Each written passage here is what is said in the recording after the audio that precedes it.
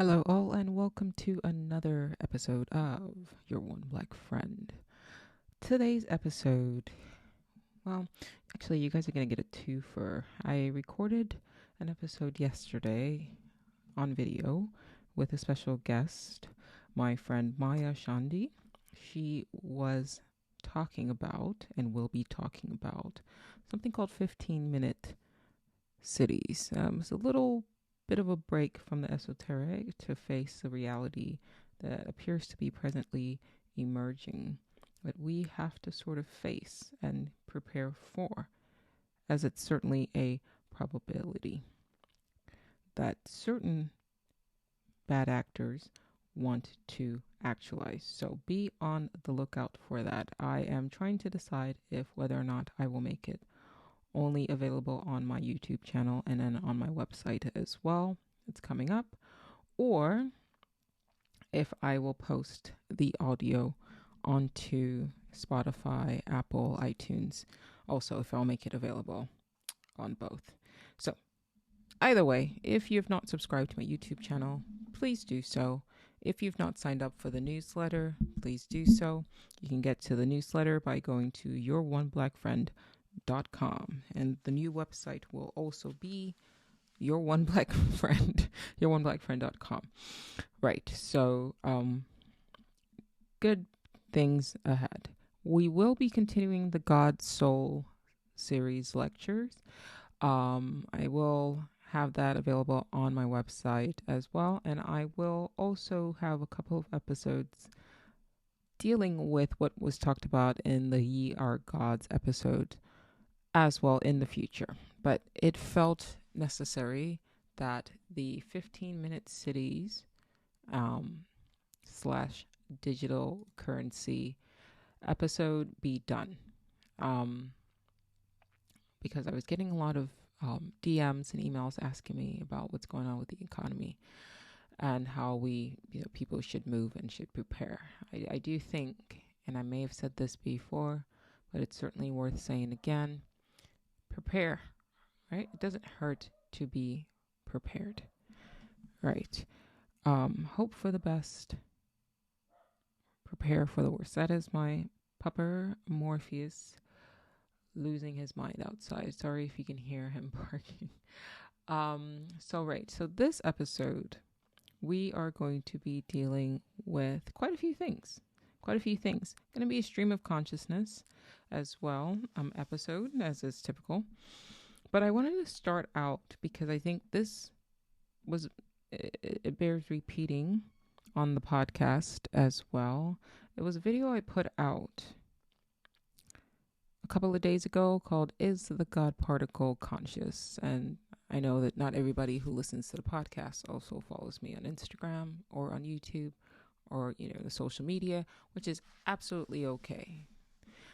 It's weird because on one end, it's like you sort of want the podcast to grow. You sort of want your following to grow on social media. But on the other end, I feel like it's counterproductive for me, but I don't want you guys on social media, and I don't want you guys spending too much time, consuming information and consuming junk and getting sucked into this whole social media loop. So I actually respect if you aren't following me on social media. I completely get it, and I respect that, and I'm proud of you for doing so, and I'm appreciative of you at the very least listening to the podcast.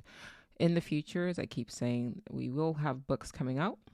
The podcast itself, some of my favorite episodes will be turned into a book so that you can spend less and less time connecting to these, to your technology and just take a break. I'm not against technology. Absolutely not. In fact, the other day I was out to dinner with my husband and I was eating at our favorite restaurant, hands down. My favorite, it's not even one of my favorite, hands down my favorite restaurant in the entire world. And I've eaten at quite a few different restaurants. The restaurant is called The Market in San Diego. It is fantastic.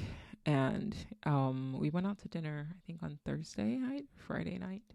And I had done like a fast to prepare for eating there because it's just worth the wait, And so sometimes when I do a fast, it was about 22-hour fast, I get this feeling of being sort of esoteric and a bit high. And it actually made me feel as though this push of us constantly consuming food, get up in the morning, first thing you do before you can even like breathe, breathe in, breathe out, exercise, shove food in your mouth.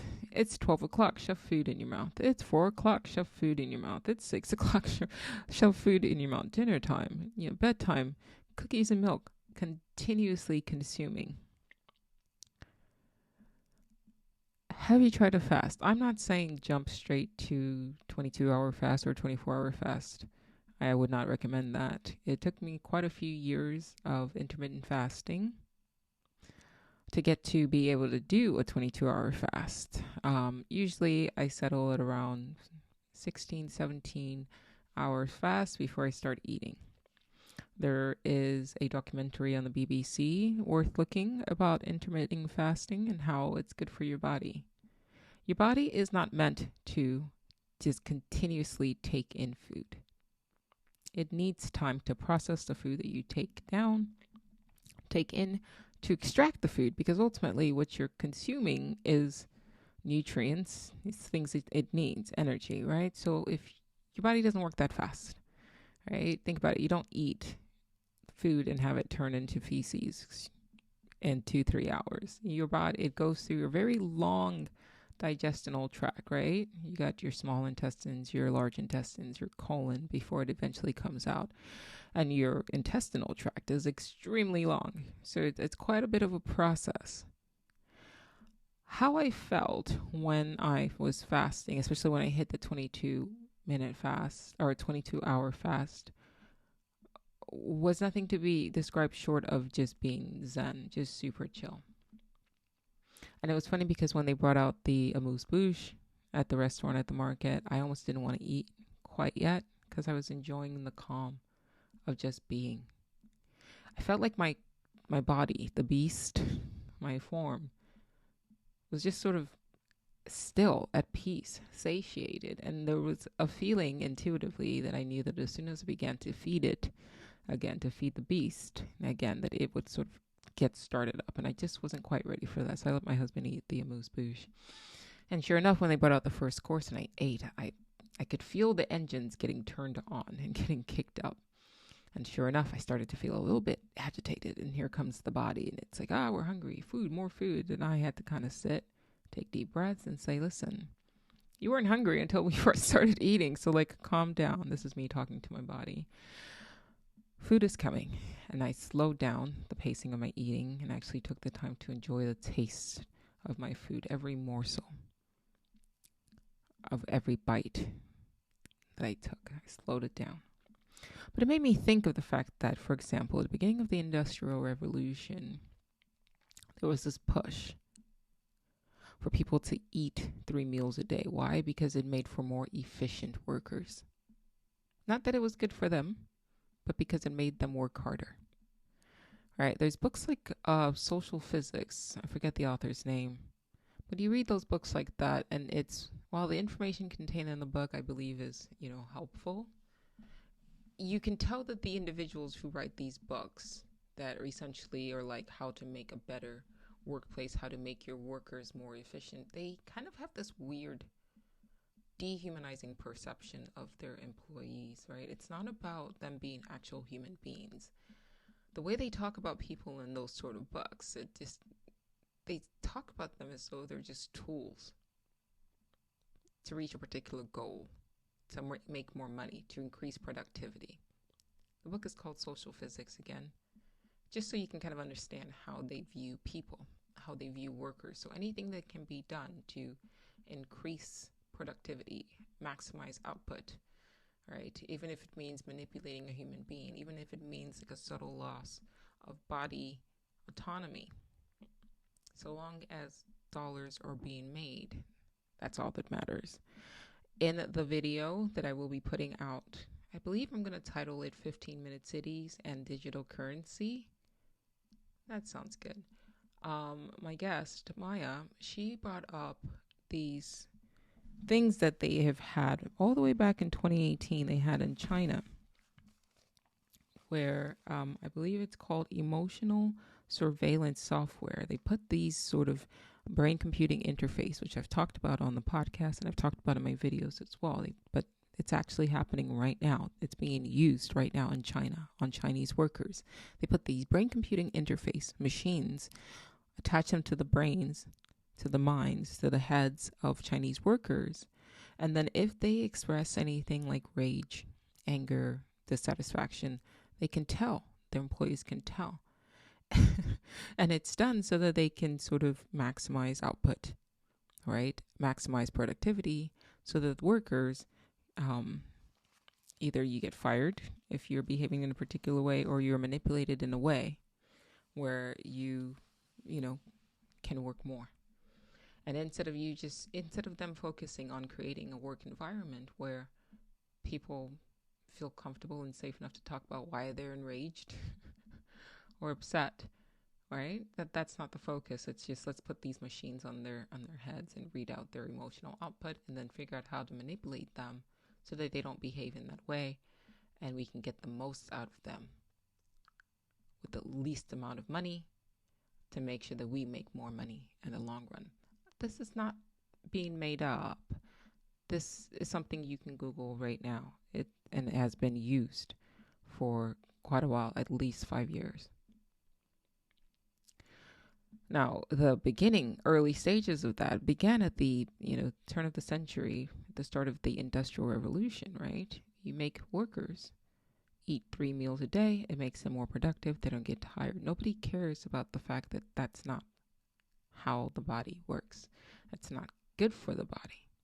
If you look at animals and watch how they function, a lion, for example, will go days without eating, which I'm not saying go days without eating. I'm just saying most creatures don't eat continuously the way we do. But a lion would go days without eating and then eat like a king, right? Of the jungle, eat like a lion. And then once he's full, he allows himself or herself, a lioness, time for his and her body to process the food. We don't do that. We look around, we have an obesity problem.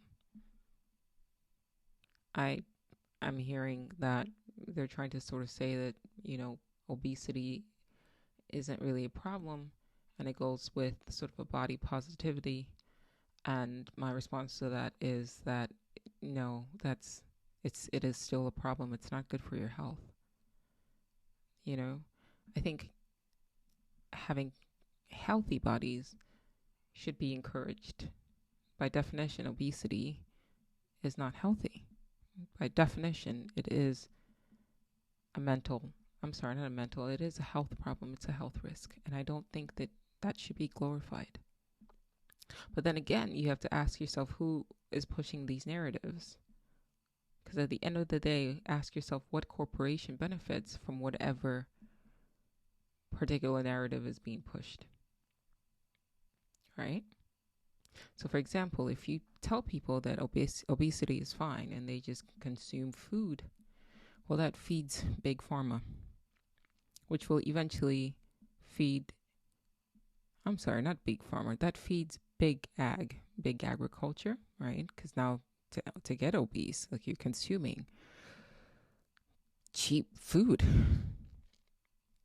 and a lot of it. And sometimes you don't even have to consume a lot of it because there's added things like high fructose corn syrup, which will absolutely make you gain weight, genetically modified grains, which will cause inflammation. All of these things will eventually lend itself or lead to the body sort of breaking down, which then feeds big pharma. Diabetes medication, diabetes treatment, all right?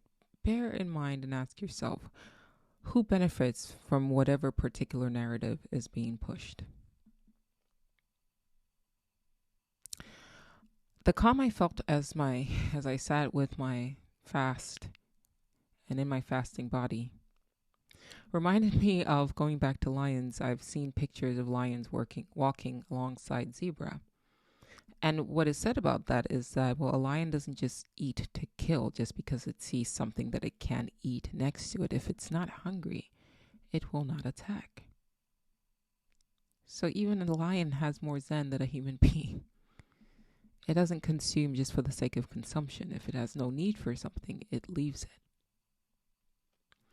And here we are with our overstocked pantries and our overstocked refrigerators. Nothing wrong with that. As I said in the past, and I'll say again, it is important that maybe, especially now, you get a deep freezer, you start buying from local farmers. Everybody's got websites now, so you can find a local farmer, you can find a fishery, order from them, and stock up just to make sure, in case anything happens, that you can sustain. And if you haven't already, I would also look into growing your own food where you can. Just little staples, peppers, beans, things like that, like green beans, whatever you can grow. The information is out there where you can do so. Like I said, technology isn't evil. It's how is it being used. But to go back, as I sat in the peace, in the still of my fasting mind, I asked myself, is that the other reason why this constant eating all the time was pushed? Because imagine a society of people who aren't constantly consuming and they're sitting in that calm, not out of starvation, right? Because that's the negative of that, but by choice, because they consciously they're controlling their body and they eat when they're ready to eat, when they're hungry, not because it's noon. If that same peace that I felt would be felt by other people, we wouldn't have a lot of the problems that we have in society. And it's true. There's something called a faster's high. I think you can look that up as well. I'm not the only person to report it. It's just something that happens with fasting. And I don't think it's a coincidence rather, that ancient civilizations, older civilizations, intentionally fasted. And I don't think it's a coincidence that fasting also went hand in hand and in tune with meditative practices and religious practices as well. There is something about when you hit a particular milestone or a particular hour fasting, length of time fasting, you're just zen. You're just zen.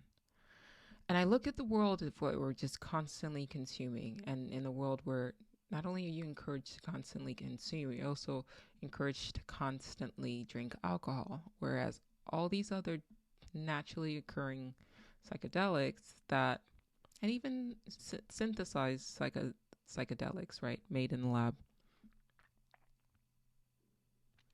those are banned.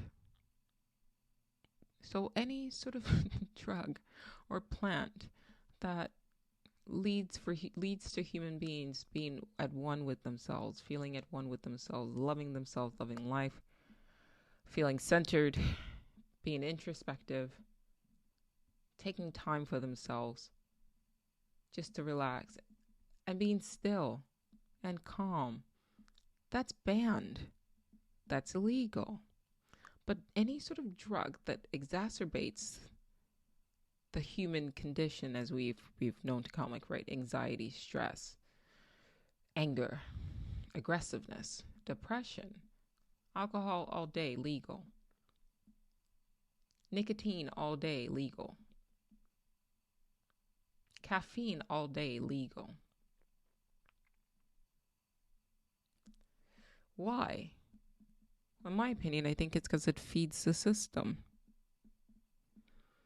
If the system is government rather, or governance, I have these things in my mouth. I got Invisalign in my bottom teeth, so in case you're wondering why all of a sudden my speech pattern seems sort of off and I kind of mispronounce words, yeah, that's what's going on. It'll be off soon. feels weird. Anyway, sidebar. Right. We live in a world where we are governed, controlled. Right? If you read the book, The Sovereign Individual, a very interesting history of how government came to be is presented. There's another book which title I cannot think of right now, but maybe if I think about it in the next episode, I'll mention it as well. Something about the gods.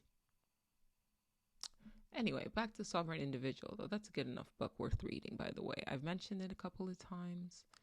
I've always said that if I came across that book in 1999 and sort of just treated it as a kind of Bible and believed everything that it predicted and just moved accordingly, I probably would be a multimillionaire right now, because the powers that be, the people who are controlling our reality right now, seem to be or appear to be using that book as a freaking guide. It's very strange. Worth a read.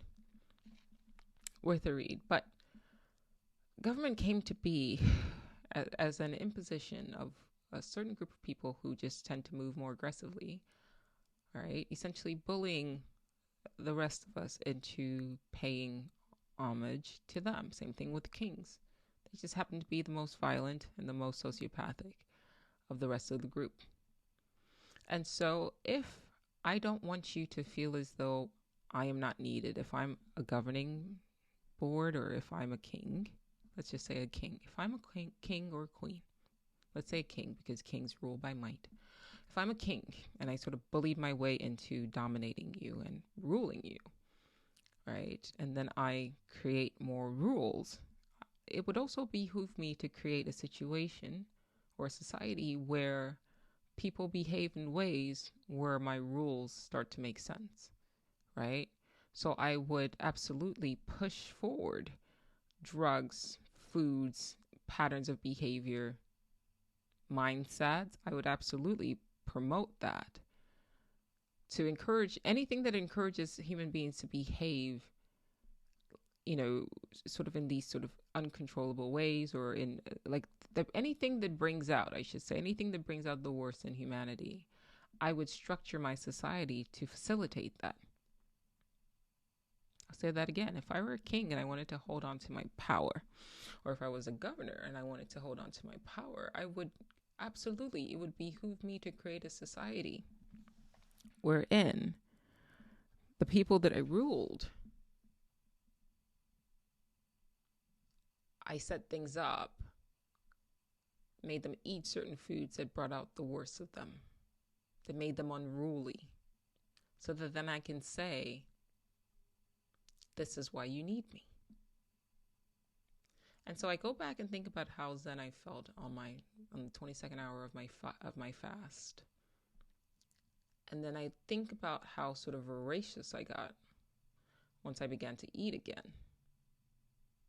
And I wondered if this constant push to be just consuming all the time, and it's not just food we're taught to consume all the time, by the way, but also media, television, things, material things. Well, if that's obviously what's being pushed, then that makes for unruly human beings, because they can't be still if you're constantly consuming, if you're constantly doing. That's another thing that's promoted. You have to constantly be doing. You got to be doing this. You got to work hard,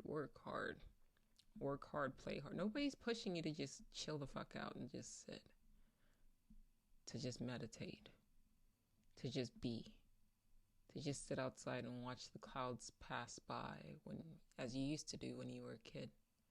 That's not encouraged. It's spent 8 hours on social media scrolling endlessly, and then turn on the TV, and then turn on your laptop, and then turn on this, and then turn on that, and your mind just constantly going, constantly consuming until you go to sleep and then wake up and do it all again. Where is there space for you to be at peace? And you look at the drugs that are pushed, the things that sort of amp people up to make them not in control of themselves. And you look at the narratives that are pushed on social media that people are consuming, and then they just emulate it, because your brain doesn't know that it's watching people acting. It just sees things and it accepts it. That's why you have physiological reactions to the things that you watch. Like a scary movie makes your heart race, makes you jump, because your brain doesn't know acting. So whatever it is that you're consuming without thinking, you're programming your brain that this shit is normal, and so it will indirectly, subconsciously affect your behavior. If you're continuously consuming violence, drama, and then you find yourself acting out in violence or violently or seeking out dramatic situations instead of running away from it, well, that's because you've been subliminally sort of consuming this content that essentially is programming yourself in the real world, in your waking world, to seek that out. Your mind thinks that that's your tribe, because not that long ago, the only humans you saw were in your tribe. And the way that you fit in was by emulating members of your tribe so that you would not get ostracized, because that was the worst thing that could happen. Back then, it used to be that one of the worst possible punishments was to kick a person out of their own city. Just not even kill them, imprison them, banish them. Right? Human beings are social creatures. And we sit and we stare at these screens, not realizing what we're programming our minds with, to emulate, to accept.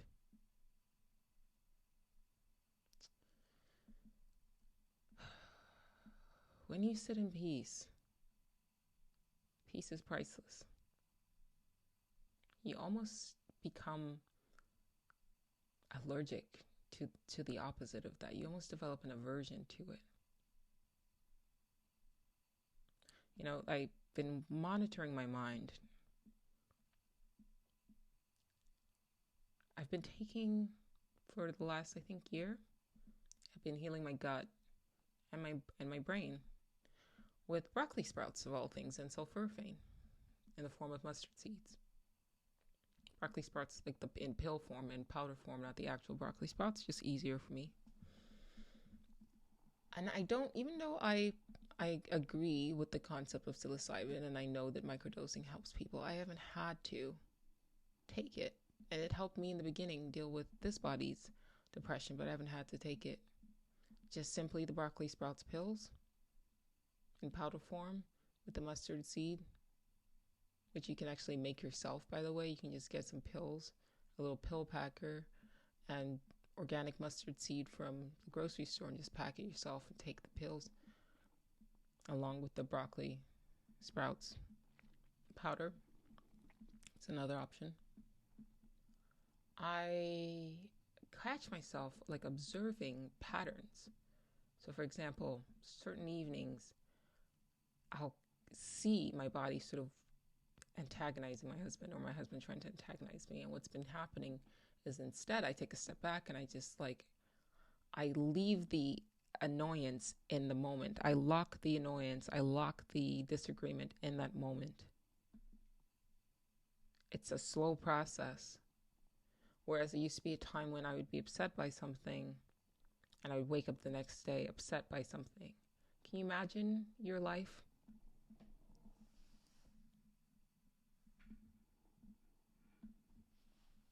Can you imagine you're with your loved ones, and in the grand scheme of things, for a very short amount of time, in the grand scheme of things, and you're arguing over the stupidest thing?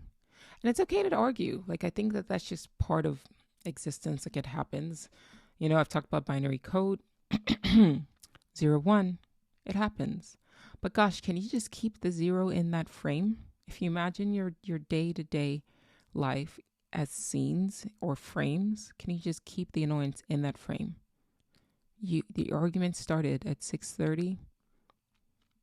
You've argued for 5 minutes. Can you let it go? Keep it in the moment of space-time between 6:30 and 6:35 p.m. and then move past it. The broccoli sprouts is actually starting to allow me to be able to do that, as has been meditating as well. To just disconnect from the monkey mind and not engage rather. just want you to think about. I want you to look around in the world that we are in and ask yourself, like, who benefits from certain things that we're doing? Who's benefiting?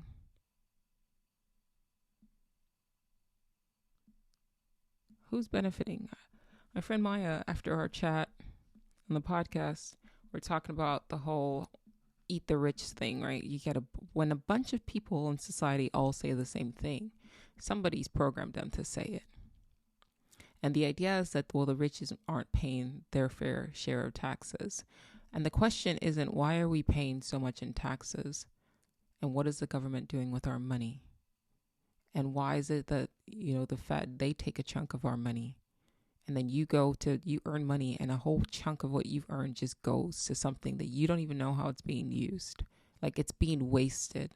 So you go and you work a job, and like 30%, 20% gets taken out of your paycheck. For what exactly? Your streets still have potholes in them. Public transportation is what it is. I haven't personally seen any improvements in our infrastructure in the last 25 years. Have you? I mean, you think about that. I've watched other countries being bombed with our tax money. I've watched politicians steal our tax money. And people who are running their mouths saying, eat the rich, make them pay their fair share of taxes. Socialism is the way, so give the government more of your money so that the government can further control you, aren't actually thinking about what's coming out of their mouth. My friend Maya said, a lot of people who are saying eat the rich are also the same people saying defund the police, because they understand that our tax money is going to funding a violent and corrupt organization. I'm not saying all cops. I'm just saying, statistically speaking, that's what they believe. Why the disconnect? When does common sense kick in? And why aren't you scared of the fact that you're saying something that you haven't taken the time to actually analyze and dissect what's coming out of your mouth? I don't mean you guys. I'm just saying people in general. And that applies across the board. I routinely make sure that when I'm saying something or I hold a belief, I then ask myself, what benefits from this belief? Where did this belief come from? And what benefits from me holding this belief? I'm not always good at catching it, but it is a good exercise to install in your day-to-day existence, especially when you catch yourself saying things that don't make any logical sense, that they don't benefit you. When they catch yourself doing things that really don't make any logical sense, pause. Then ask yourself, who benefits from this? Is it a corporation or is it me? Why am I doing this? Shine the light of consciousness on what comes out of your mouth and what you believe. There's a lot of people that are up in arms now that they think that TikTok is about to get banned. Now, any regular listener knows how I feel about TikTok. Fuck TikTok. I've hated them for a year. It's not even worth going into it in this episode. But the only reason why I'm bringing it up is because, what have I been saying? You need to control your own work. In this day and age, there's no reason why you can't have your own website. And instead of using a platform like TikTok or Instagram, where that's just all of your work is just stored there, why? Reframe it this way, if this helps. Because literally, there are people you can go on Fiverr, read reviews, and hire to build you your own whatever, your own website, your own online store. Use technology. Don't let technology use you. Use technology. Don't let technology use you. I want you to imagine this. Right now, imagine you're a farmer. Okay? Now, imagine every time you had to sell produce, you restricted or limited yourself to only selling your produce at the farmer's market. Right? So then you're paying, whatever a portion of what you sell to the farmer's market, like whoever, put it together, the alliance or whatever it is. Well, that's one option. But now you're essentially dependent or working for the farmer's market. And these apps, TikTok, so, Facebook, YouTube, they're essentially treating people as employees without paying them adequately. And they keep pushing. You got to keep creating. You got to keep creating. I don't work for you. And so a lot of people on social media, specifically TikTok, are having breakdowns because they stored all of their videos, all of their content was unique to just one app. They pledged allegiance to one app. And they're still on there saying, I hope it doesn't get canceled. I hope it doesn't get banned. Why don't you try a different mindset? Let's use a farmer analogy again. Imagine at the farmer's market, the farmer, instead of going from one farmer's market to another, like he comes with his best at the farmer's market and has business cards with his location and says, hey, in addition to this, I also have my own website.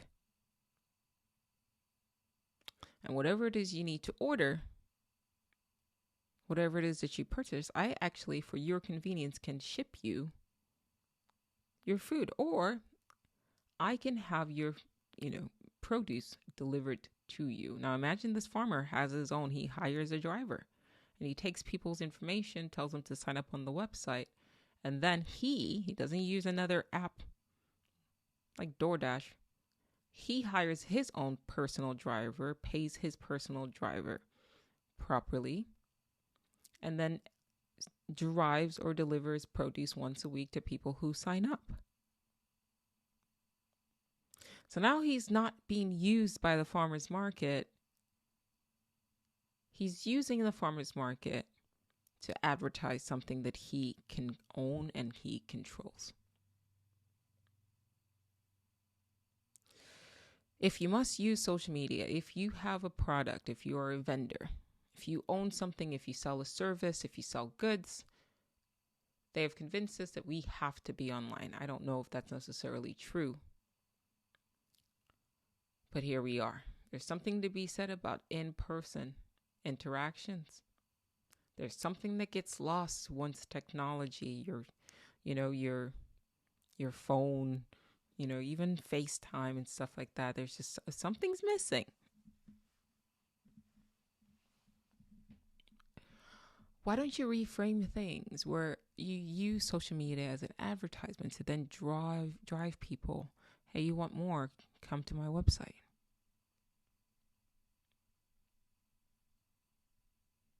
Or at the very least, don't have your content in just one thing. Never do that.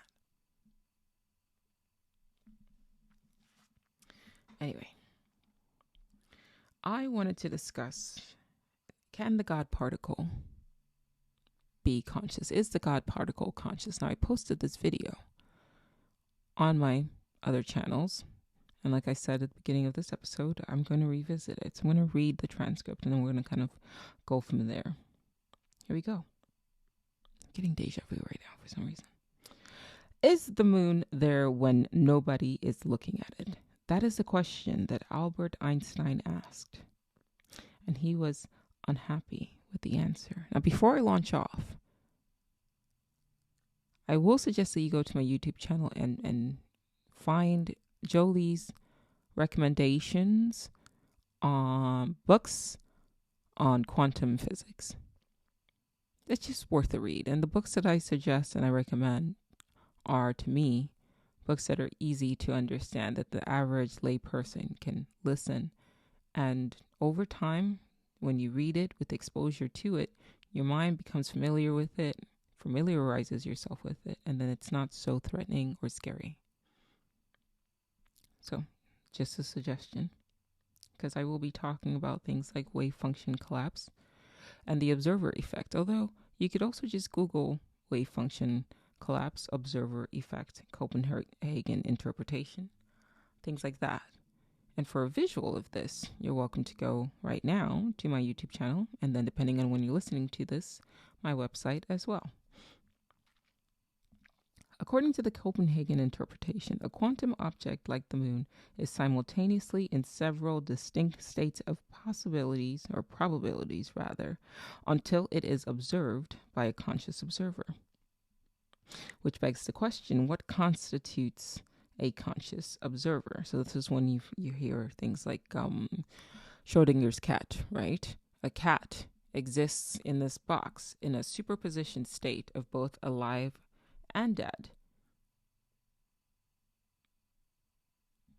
Both probabilities until a conscious observer observes it. Now, there have been questions about, what constitutes as a conscious observer? Some people have pushed back, is it only a human being? Some people have pushed back, can the cat itself observe itself? And this is why it's worth checking out these books. There's a book called What is Real by Adam Becker. Off the top of my head, I think I always recommend that. But it's worth checking out. Physicists have grappled with this question. And I thought I'd take a crack at it.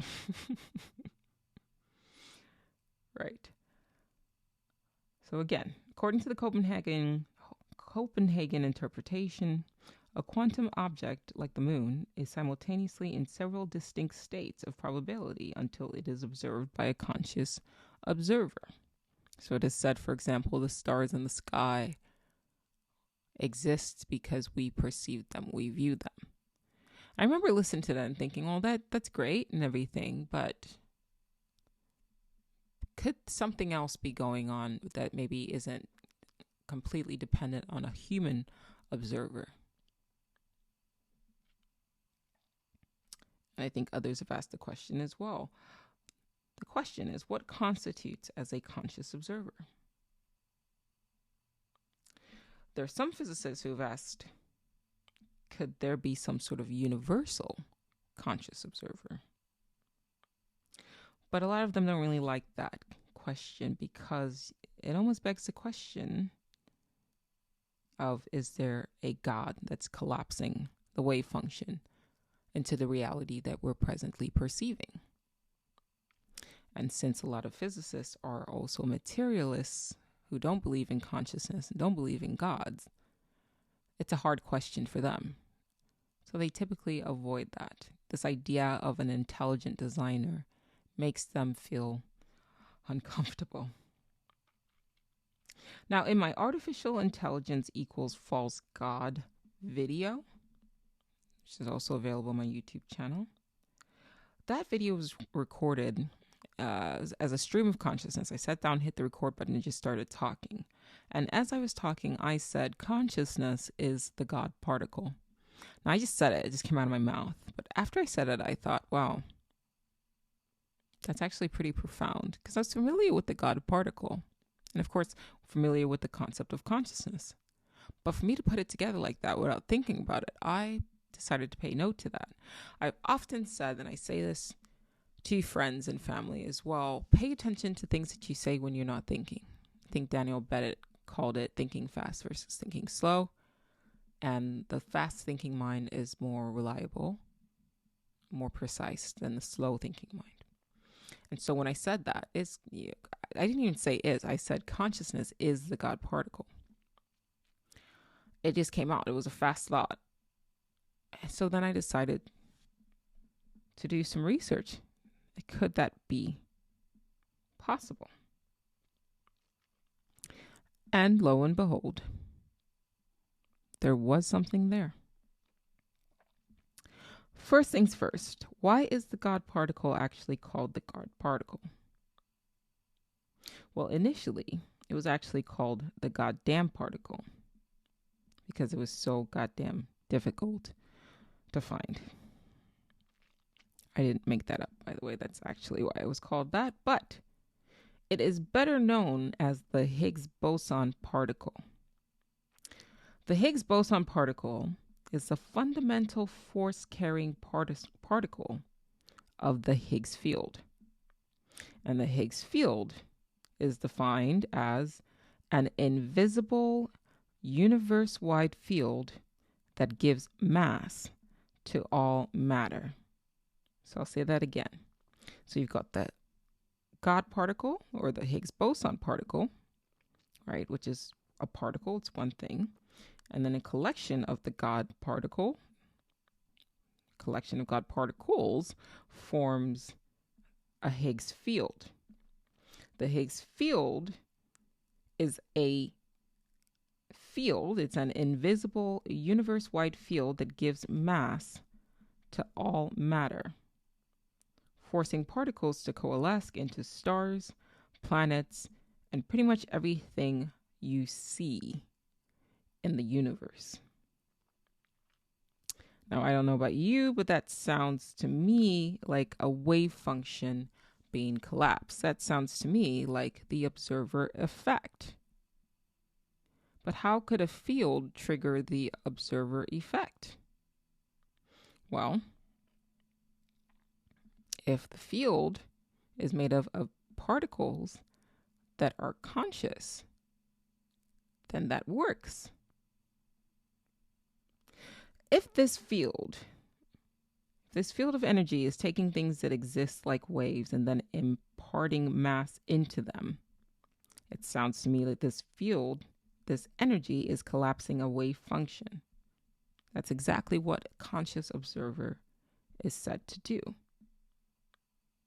That sounds like an intelligence to me.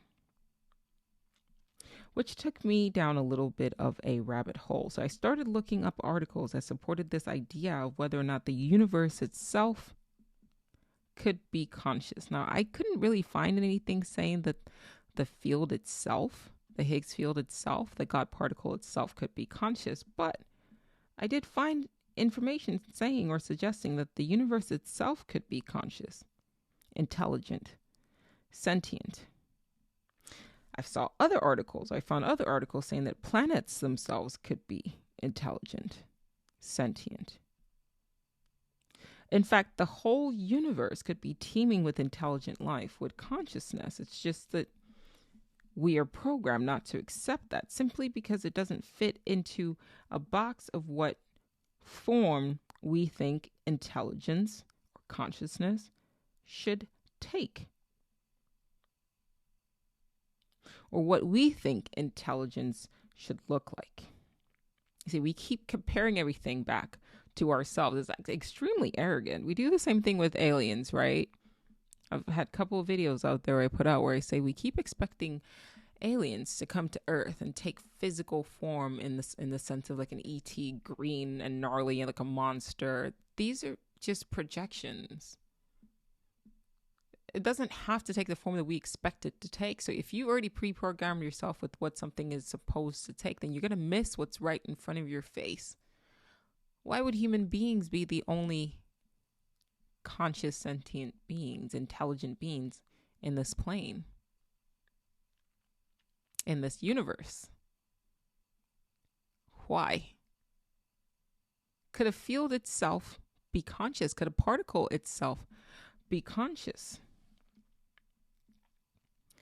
Could all fields, including gravity, the nuclear force field, the Higgs field, and the electromagnetic field, could they be a collective of consciousness? Could these fields be sentient? And could they be responsible for collapsing the wave function of the reality that we are presently experiencing? If the Higgs field itself the field responsible for imparting mass into everything that we see. If that is conscious, then that is the ultimate observer. And why can't it be? A lot of brilliant minds don't even know what consciousness is. I've spoken to quite a few brilliant minds who don't even think that they're conscious, which is hilarious to me, by the way. Anyway, if you would like to learn more about this, you should look into something called the integrated information theory. It's a bit of an offshoot of panpsychism, and it suggests that everything with a goal is essentially conscious. Not your tables, not your camera, not your phone, but anything with a goal. A plant, an animal, a planet, a galaxy, a universe. Those could be conscious. I do think it's a bit close-minded and ignorant for us to assume that we are the pinnacle of intelligence, that we are the pinnacle of consciousness. Now, at the end of this video, I tagged on a clip by Dr. Rupert Sheldrake, Cambridge and Harvard educated professor and doctor. And in it, he was talking about how there are electromagnetic fields in the brain, and that some scientists believe is responsible for generating consciousness in the human body. And then he ties it to the electromagnetic field in the universe. And he's saying that essentially there's a correlation there, although he's more speaking about the EMF, and I'm more focusing on the Higgs field. And then putting all of that under the umbrella of could all of these things be conscious. But what he's saying is, if it is correct that the electromagnetic fields in your brain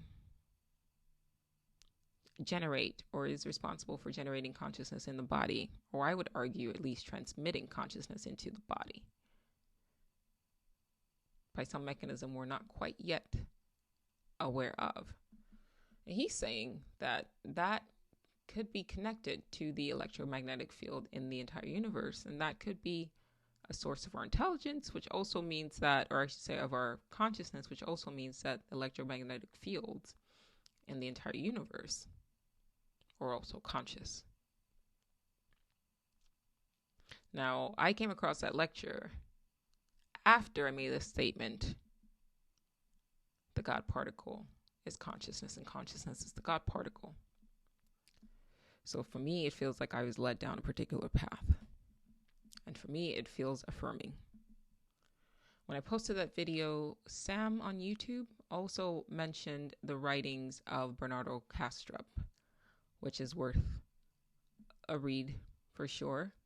I've spoken about him a while ago, and I'm probably going to revisit him also, his works also. But he writes a bit about essentially panpsychism and could everything be conscious. I think that's something that we think about. I think that we keep being told that we're the only intelligent life form on this planet. And the metrics that is being used for that is that we expect things to take human form. So unless something shows up right in front of our face and I guess hopefully speaks English and behaves and does math, right, and behaves like us, then it will not be considered intelligent or even conscious. But the idea that this planet itself is a living intelligence, and I've argued on the podcast, The Dark Oracle's Guide to the Multiverse, I've argued that there is a greater intelligence that essentially controls this reality. But then there's another intelligence that sort of navigates our path. I've felt this. whenever I need something, in the sense of I'm seeking new knowledge, and I just sort of follow my intuition, and then people cross my paths, or people just emailing me with the exact book that I was looking for, or the exact knowledge that I needed to fill in a particular piece. The more conscious you become, the more aware you become of this consciousness. We cannot afford to say that we are the only intelligent life forms on this planet. That's a lie that we've been convinced of. And you have to ask yourself, who benefits from you believing that? They don't understand dark matter. They don't understand antimatter. They don't understand how a lot of these things work. They give us theories, but they're just that, theories. And it is important, this is why I encourage you guys to do the reading as well, it's important that you take in the information that they have access to, take them into your mind, and then you formulate your own theories with your own mind, because you have a mind just like they do. And with the same input of data, you may come to a different conclusion than they do, because a lot of scientists, less so now, because there are more and more incredibly intelligent people that are moving away from this materialist approach, this materialist perception of reality, because they realize that on a certain level, it is dogma. It is programming. It ignores the truth that could be right in front of your face, right? They're told, if this doesn't fit into this box, then it can't be real. So how do you learn if you are programmed to dismiss anything that doesn't fit into a specific narrative? Then how can you call that science? If you dismiss everything that challenges the status quo, that is not science. Science is to investigate. Science is to challenge. Science is to try. Is to keep an open mind and see, well, maybe, or what if. It's to think creatively and abstractly, not in a restricted manner, and not in a dismissive manner when you just shut things down that don't fit into your worldview. To me, the idea that the unseen world could contain, or does contain, non-human intelligences broadens my perspective and broadens my mindset and opens my mind. And it's a better perspective of this reality than the one that I was programmed with. The whole multiverse opens up to you when you accept a non-materialistic approach, when you start listening to what other scientists are saying. Because bear in mind, if there's one scientist or one group of scientists proposing one approach, there are other groups of scientists who are just as well read and just as well researched that are taking the same data and then proposing a different approach. And it's best for you to take in the information from all sources and then use your mind to form your own informed conclusion. I'm back. Hey, I never finished my story. In case you're wondering, I just ended the podcast and I realized that I never finished the story I was telling about my favorite restaurant. I was eating there. I was building it up and then I went off on a different tangent. This is worth repeating. Actually, this is worth stating because I didn't say it in the first place, so it's not a repetition. Use technology. Don't let technology use you. I was sitting in the midst of my fast as I began to break it, and I was thinking as I looked around in this restaurant, my hands down. Hold on. taking this thing out of my mouth. Hands down, my favorite restaurant in the entire world. And I sat in this restaurant. I remember thinking to myself, or I should say, I thought to myself, there's going to come a moment in space-time when this restaurant will no longer exist. And it's a shame. Because hands down, it's one of the best restaurants. It's the best restaurant I've ever eaten in, right? This chef will exist in a brief moment in space-time. And for me, I'm sorry, but 100 years is a brief moment in space-time. And everything that makes this restaurant great, the food, how the staff is trained, the ambiance, the air, the dishes even, the feeling that when you eat the food, you know that the person who put the food together loves what they do. There are going to be people who exist who will never have this experience. And as I was thinking that, I also thought to myself, gosh, imagine how many other things like this are blips and moments in space-time, just little balls of light that sort of explode. They go poof, and they exist for 20 years. And then you never get to experience them again, unless, of course, you have a time machine, which I don't quite yet, but I'm working on. Anyway, I began to think, there are so many restaurants out there. There's a lot of restaurants out there. There's a point to the story, by the way. I'm not just going to talk about restaurants. There's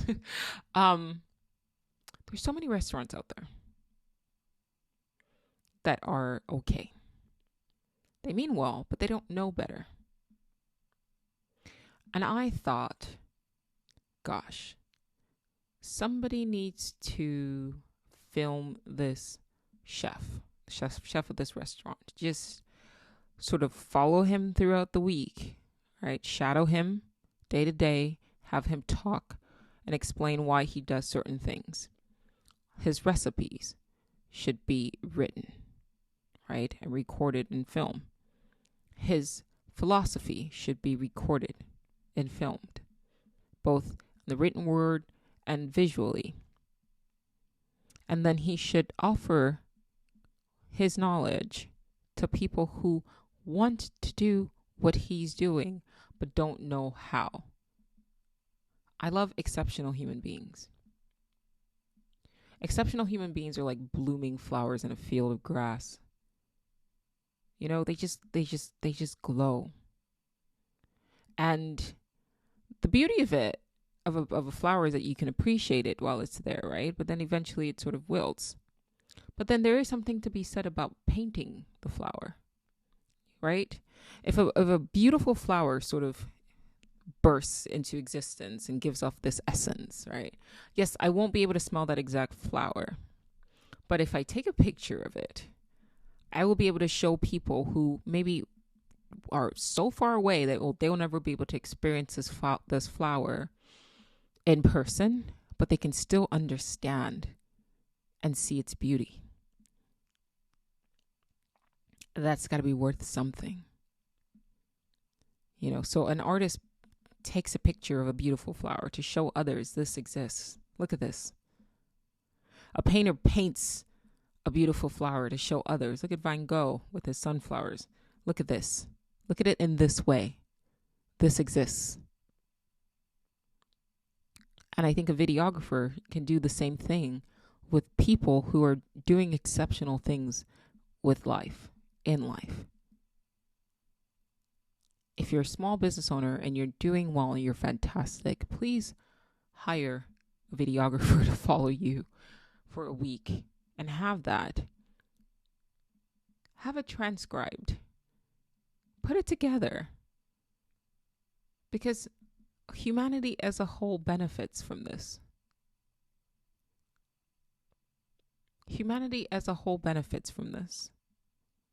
The analogy I used when I first spoke of this was with like an exceptional athlete. Right? In the past, what was done, because we did not have the technology that we have now, is that a man would want to have sons. Let's say he was an athlete or whatever, a blacksmith. He wanted to have sons so he can teach what he had developed over long periods of his life, his craft to his children so that never goes away. That light still shines, that exceptional achievement in humanity of a human being, because exceptional human beings are rare, but they're worth chronicling. All right, so he would teach his he would teach his tricks and tricks of the trade, tools of the trade to his sons, and then his sons, and it would just. But what if his sons don't want to be blacksmith? And then what if there was a son of a farmer who wanted to be a blacksmith? Now imagine cameras existed in the 1600s. And imagine people had a different mindset in the 1600s, where a blacksmith just hired somebody to film him and say, these are the tools to my trade. I have no sons. Because what happens to the blacksmith who had no sons or had no children, no heir? That information is gone. There is a violin. I will not be able to remember the name right now, but I know you guys listening to it know what I'm talking about. It has a beautiful name to it, but it cannot be made again. It existed. The people who created it, the person who created it, existed for a brief moment in space-time. Nobody was taught that information. Now people don't know how to Stradivarian. And people don't know how to make this anymore. Gone. Unless you have a time machine. But until we develop a time machine, the best way for us to capture these exceptional abilities, achievements in humanity is technology. Please, if you're exceptional at what you do, you guys listen to my podcast. My mind is very unique, and I'm aware of that. This is not a brag. It's just I know how my mind works. And in fact, I go back and listen to my own shit, and I'm like, wow, that's wild that I thought of that. It's an exceptional mind. And I am chronically recording these ideas like almost like a compulsion. My mind will not always be here, but hopefully my books will. Hopefully my podcast will somewhere, at least in physical form, somewhere. If I have to put it in a cave or something, it will exist. But if it falls out of existence and you can only access what I have to say with a time machine, it wouldn't be my fault. It wouldn't be a lack of me trying to make sure that I am chronicling the things that I think. I would have at least done my part. I think about Seneca, the younger, in Letters from a Stoic, his books.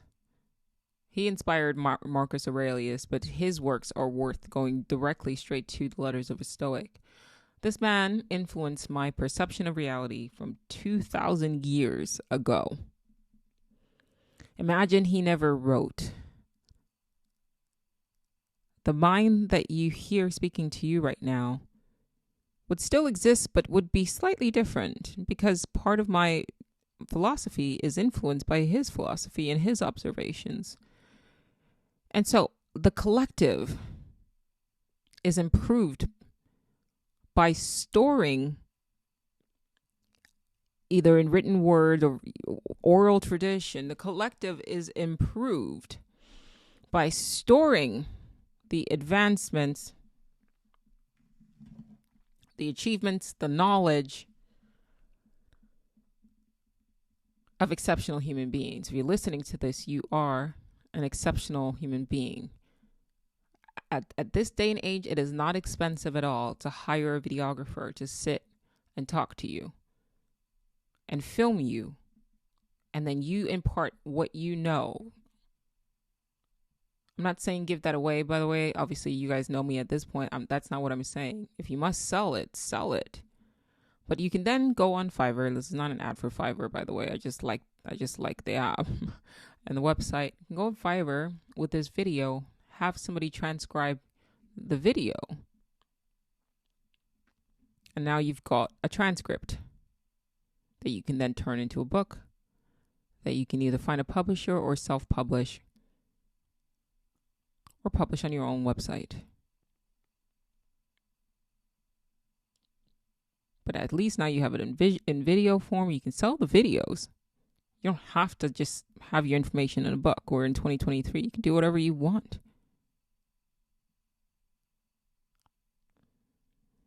But humanity benefits as a whole when exceptional, brilliant people can store bits of themselves in the written word, in a visual recording, and share what it is that they've learned while existing. You don't have to be an exceptional philosopher. You could be an exceptional chef. You could be an exceptional blacksmith. You know, instead of depending on, okay, I'm going to pass this information to my offspring. Well, they did that because they didn't have any other choice.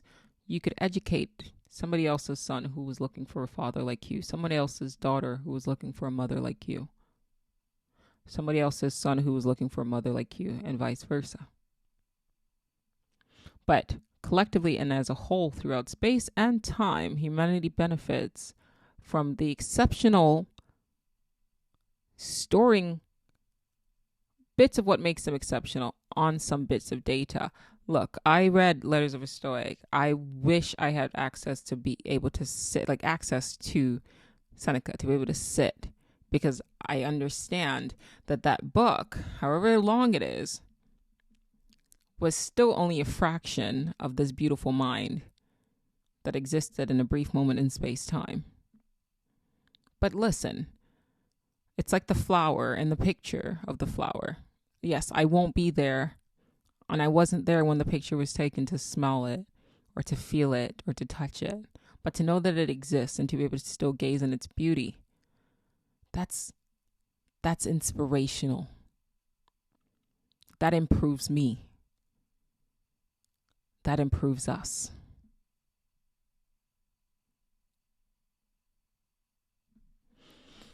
All right, I'm out for real this time. Thanks for listening.